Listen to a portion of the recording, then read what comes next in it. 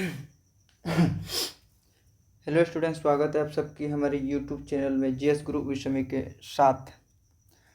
आज से हम एक नए सीरीज शुरू करने जा रहे हैं कि आखिर हर जीएस में, स्पेशल जीएस के लिए, कि किस तरह के क्वेश्चन पूछ सकता है रेलवे परीक्षा में, जो आगामी 2025 में आने वाली परीक्षा है उसमें, कि जीएस में किस तरह का क्वेश्चन पूछ सकता है।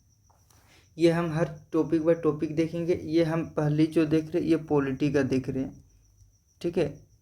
पॉलिटी का देख रहे हैं कि पॉलिटी में जो सर्वोच्च न्यायालय है, सुप्रीम कोर्ट, ठीक है, सर्वोच्च न्यायालय है, उससे रिलेटेड क्या क्या क्वेश्चन बन सकता है उसके बारे में हम बात करेंगे आज के सेशन में, ठीक है। इसी तरह हर खंड का मैं लाऊंगा। जैसे अब नेक्स्ट खंड आएगा कि हाई कोर्ट से संबंधित किस तरह का क्वेश्चन बन सकता है, उसके लेकर आऊँगा। इसी तरह मैं जीएस का हर पार्ट को डिवाइड करके लाऊंगा कि कैसे क्वेश्चन डिजाइन कर सकता है उस तरीक़ा से, ठीक है।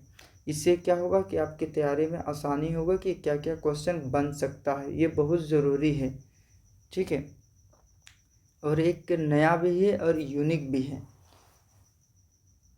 चलिए हम शुरू करते हैं आज का सेशन। सबसे पहला क्वेश्चन क्या बन सकता है? सबसे पहला क्वेश्चन कि भारत का 51वां मुख्य न्यायाधीश कौन है? हाल ही में जो मुख्य न्यायाधीश बना वो 51वां है। ये पूछ सकता है कौन है, तो वो है संजीव खन्ना, ठीक है। अगली क्वेश्चन क्या बन सकता है कि भारत के मुख्य न्यायाधीश की नियुक्ति, जो नियुक्ति होता है, इसके नियुक्ति कौन करता है? नियुक्ति किस अनुच्छेद के तहत किया जाता है? तो आर्टिकल 124 क्लोज 2 के तहत भारत के मुख्य न्यायाधीश की नियुक्ति की जाती है, ठीक है। अगला क्वेश्चन क्या बन सकता है? अगला क्वेश्चन है कि भारत के मुख्य न्यायाधीश की नियुक्ति या शपथ कौन करता है या दिलाता है? तो नियुक्ति या शपथ इसको राष्ट्रपति करता है, ठीक है। अगले क्वेश्चन की ओर बढ़ते हैं। भारत के मुख्य न्यायाधीश बनने की योग्यताएं किस अनुच्छेद में उल्लेख है? ठीक है, किस अनुच्छेद में उल्लेख है? तो ये है आर्टिकल 124 क्लोज 3 में ये उल्लेख है कि भारत के मुख्य न्यायाधीश बन सकते हैं, ठीक है। अगले क्वेश्चन, सर्वोच्च न्यायालय किस अनुच्छेद के तहत रीट जारी कर सकता है? सुप्रीम कोर्ट है ना, वो किस आर्टिकल के तहत वो रीट जारी कर सकते हैं? रीट जारी कर सकता है वह है आर्टिकल 32। अगर हाई कोर्ट का पूछा जाए तो हाई कोर्ट का 226 ये रीट जारी कर सकता है। अगली क्वेश्चन, वर्तमान में भारत के सर्वोच्च न्यायालय में यानी सुप्रीम कोर्ट में न्यायाधीशों की संख्या कितनी है? मुख्य न्यायाधीश को मिलाते हुए वो है 33। 32 न्यायाधीश और एक मुख्य न्यायाधीश, यानी 33 वर्तमान में है। अगली क्वेश्चन, भारत के उच्चतम न्यायालय या सर्वोच्च न्यायालय या सुप्रीम कोर्ट एक ही बात है, ठीक है, में न्यायाधीशों की संख्या को वृद्धि करने का शक्ति किसके पास है? यानी कहा जाए तो भारत के जो उच्चतम न्यायालय है, जो सुप्रीम कोर्ट है, उसमें न्यायाधीशों की संख्या कितनी होगा इसका डिसाइड कौन करेगा? तो ये है संसद। लेकिन इसमें एक कंडीशन है, कहा कि 7 से कम ये नहीं कर सकता है। 7 न्यायाधीश चाहिए, इससे कम नहीं कर सकता। आगे जितना चाहे वो बढ़ा सकता है। यानी कहा जाए कुल मिलाकर सुप्रीम कोर्ट में न्यायाधीशों की संख्या बढ़ाना हो या घटाना हो, ये किसके पास है ये अधिकार? यह है संसद के पास। अगली क्वेश्चन, सर्वोच्च न्यायालय का न्यायाधीश अपना त्याग पत्र, अपने रिजाइन लेटर किसे सौंपता है? तो वो राष्ट्रपति, भारत के राष्ट्रपति को वो अपने रिजाइन लेटर देता है। अगले क्वेश्चन, उच्चतम न्यायालय के न्यायाधीशों का वेतन का निर्धारण, जो वेतन उसको दिया जाता है उसका वेतन का निर्धारण कौन करता है? तो वो है संसद, ठीक है, संसद। ये भी पूछ सकता है कि इसका वेतन वर्तमान में कितना है? तो शायद चेक कर लेना, वर्तमान में शायद 2.5 लाख होगा, शायद चेक कर लेना ये अब गूगल से, ठीक है। अगले क्वेश्चन, PIL का अर्थ क्या है? यानी इसका पूर्ण विस्तार या फुल फॉर्म क्या है?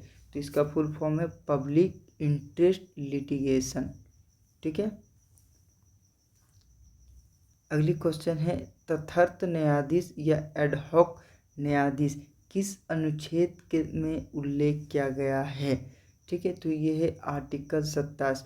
अगर कहा जाए तथार्थ न्यायाधीश या एडहॉक न्यायाधीश क्या होता है, तो ये होता है कि अगर न्यायाधीश, ठीक है, अगर न्यायाधीश कोई फैसला सुनाता है, उसका अगर कोरम पूरा नहीं होता है तो उसमें क्या करता है, अन्य न्यायाधीश की नियुक्ति करके इस कोरम को पूरा करता है। जो अन्य न्यायाधीश को नियुक्ति करके इस कोरम को पूरा करता है, जो ये अन्य न्यायाधीश है, इसी को एडहॉक जज कहा जाता है। ठीक है।